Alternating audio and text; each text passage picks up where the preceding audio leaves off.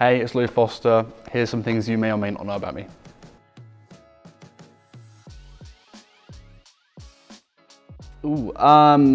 So start off with my granddad. He wrote or helped write the initial rule book for karting in the UK. And then so he was involved in that kind of thing. So he knew all the clerks of the courses, the stewards in England. So when I was a bad boy in England when I was a kid and I made mistakes and the clerks were angry at me, he would always calm them down a little bit. So I got less penalties because of that, which was nice. And then my dad did rallying in the 80s and 90s, I want to say. I think 80s mainly. And then he did a bit of touring car and GT stuff in the early 2000s. And then threw me and my brother in a go-kart when we were like 5 and 7, I want to say. So kind of just from a young age, has always been involved in motorsport, really.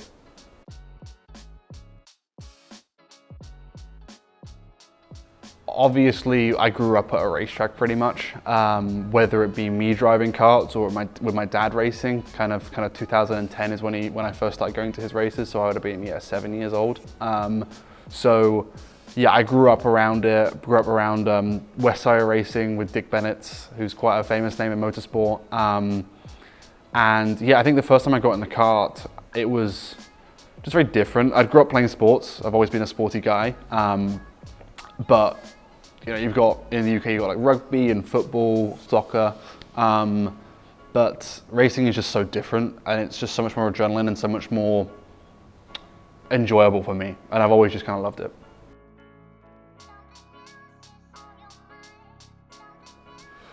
Honestly, I have a very different answer, I think, to most people with this. I never necessarily had in my mind, even up until I would say somewhat recently, maybe, I don't know, 4 years ago, my plan was always to go to university and get a job and, kind of live, I guess, normal life, I guess you could say. But I just really enjoyed it. I think from a young age up until, like I said, maybe when I was 18, 17 probably, I was just doing it because I loved it, and I wanted to do well because no one wants to not do well at anything. But it was only kind of recently where I realized that I'm probably good enough to have a career in it. So yeah, honestly, from a young age, it was all about enjoying it and just having fun.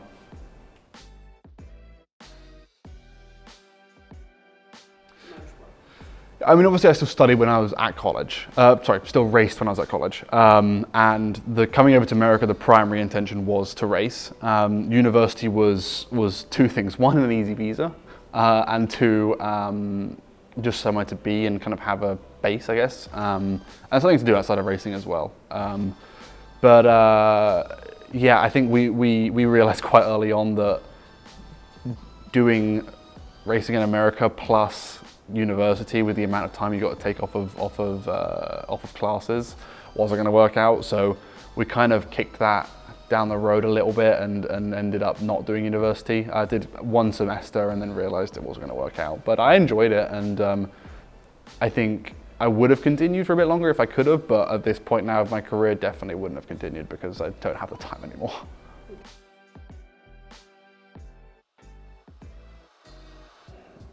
My favorite track in IndyCar is,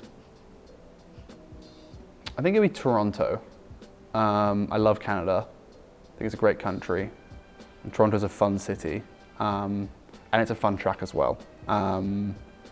Yeah, I raced it in Indy Pro. Didn't do it in Indy Lights this year or Indy Next because they don't race it in Indy Next, but we did it in Indy Pro and had 2 wins and 2 poles and dominated the weekend. So, obviously when you do well, you like tracks more, but no, I did enjoy it because it's one of the fun ones because you get to finish the weekend and then you're in a city, so you get to have fun. I think the hardest track would be Barber, in my opinion. It's a very difficult track to get right, both as a driver and as setup-wise with the engineers. It's a very difficult track to do that, just because of how long the duration of corners are, some of them. You really have to get the car in the window for that track, and you can find yourself a mile off, in my opinion, if you don't get it right. So I think that's probably the hardest, I would say.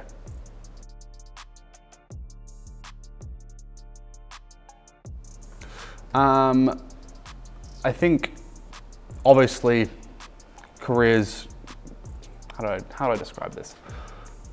careers tend to formulate over many years. You know, there's no one moment that solidifies your future. So I would say, I think the main reason for me being here now is obviously this year in Indy Next, winning the championship. So I think throughout this year, after talking to IndyCar teams about potential seats for 2025, you know, worked kind of closely with Bobby and met him a lot of times and chatted to him about things and just kind of see what would be available. And then at the end of the day, you know, came to a decision and agreement that I'd race for Ray Hawlett and Landing Racing.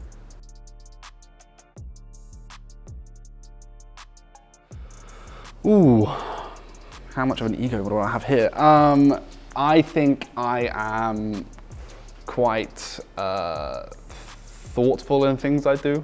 You know, I think a lot about things I say and do and how I act both off and on the track. So yeah, I would say probably thoughtful, or maybe that's not the right word. I'm trying to think of the correct word. But yeah, I guess that. Yeah. Yeah, intentional. Yeah, that's probably a better word. Why? You should be in this chair, mate, not me. Jesus, this guy. Yeah.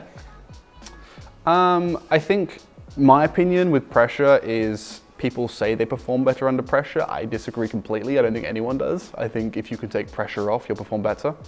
So that's kind of my way of going about things. I try and take pressure off of situations, look at big pictures, and kind of spell it out for myself in a way, right? To make myself to compute information better, to get it all clear in my head of what I need to do and the situation that I have and how to deal with that. So I think pressure-wise for me, it's about keeping it off of myself as much as possible, because I think, like I said, you just perform better when you're less stressed, because no one likes being stressed.